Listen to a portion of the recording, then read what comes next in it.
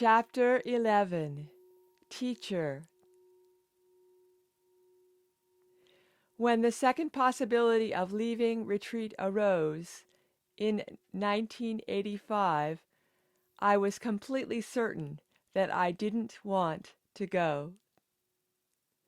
What a change in me from the days back in 1981 when I had left at Akon's suggestion that I travel to Tibet with him to visit our parents.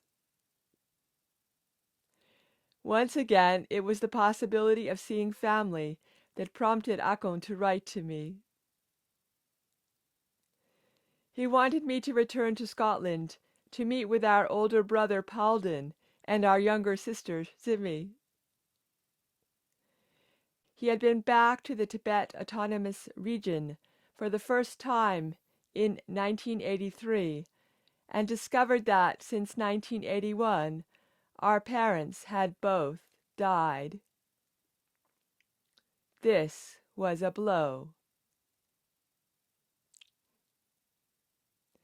The opportunity to see them again in this lifetime had gone.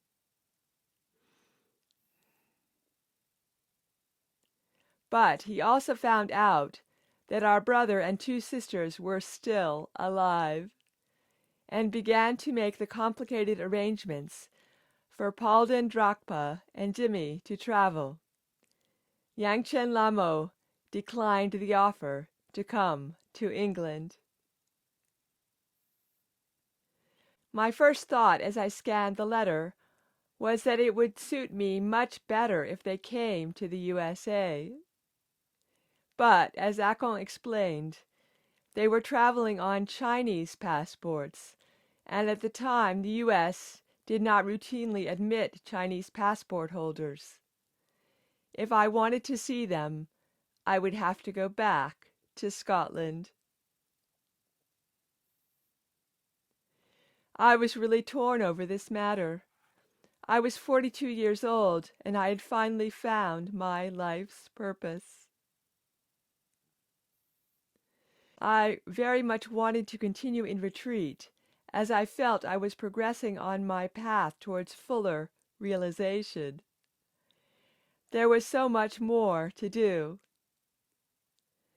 I did not consider that I was ready for the next stage in my life. In fact, I could not yet see what that should be. On the other hand, I was sad at the prospect of missing out on another family reunion, especially since the letter confirmed that I would not see my parents again. This might be my only chance to see my siblings, and the possibility to reconnect with my past tugged at my heart.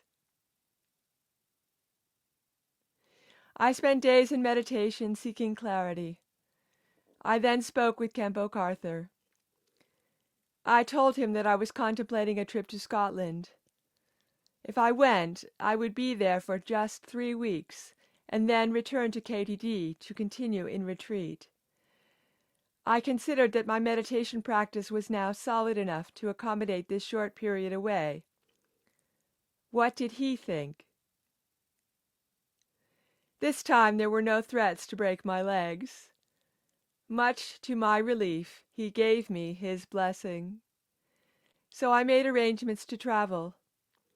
I left my shrine, my meditation cushion, and my bed all neat and tidy for my return.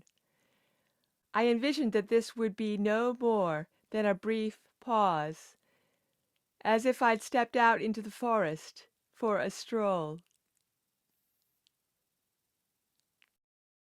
I felt calm throughout the journey.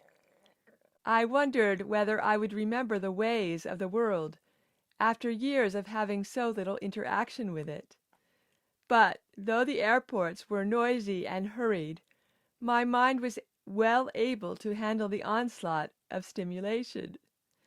I chatted and smiled with those I met in the queues and on the planes. Once again I was greeted at Glasgow Airport by Akon, who looked exactly as he had the last time I had seen him, 5 years before. He was as healthy and robust as ever. If he was taken aback by my appearance, he didn't show it. My curly black hair was long gone, since it had been shaved off when I became a monk, and I was wearing a monastic's deep red robes rather than the fancy fashions I'd always loved. This he had, of course, seen in the States, but I was now thin from years of vigorous practice and a sparse diet. Above all, I felt so different in my mind. We drove to Samiling. I was astounded by what I found. The last time I had been there, 10 years previously, it had been just one building and a few huts. Now there was a huge and beautiful temple under construction behind Johnson House, and a new block of guest accommodation next door. A nearby property had been acquired and turned into a retreat center, where a group of Westerners, 9 women and 7 men, were 1.5 years into a 4-year retreat, under the guidance of Lama Ganga, who had taught me the 6 yogas of Naropa practice. Akong had told me about these changes, but I was still amazed to see them for myself. I felt so moved by this flowering of faith in the Dharma, and was very proud of Akong. He had motivated a team of fundraisers and volunteers to build the temple, and had worked tirelessly himself on the project. The site had been consecrated in 1979 by Lama Gendun, a revered master who presided over His Holiness the Karmapa's seat in France. Sherab Palden, who I was delighted to see again, had created a series of beautiful paintings and artworks for the main shrine room, in collaboration with many volunteers and Tibetan craftsmen. Samiling was no longer a hangout for hippies.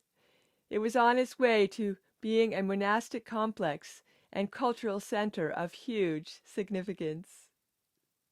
Continuing our reflections from a mountain in Tibet, from page 179.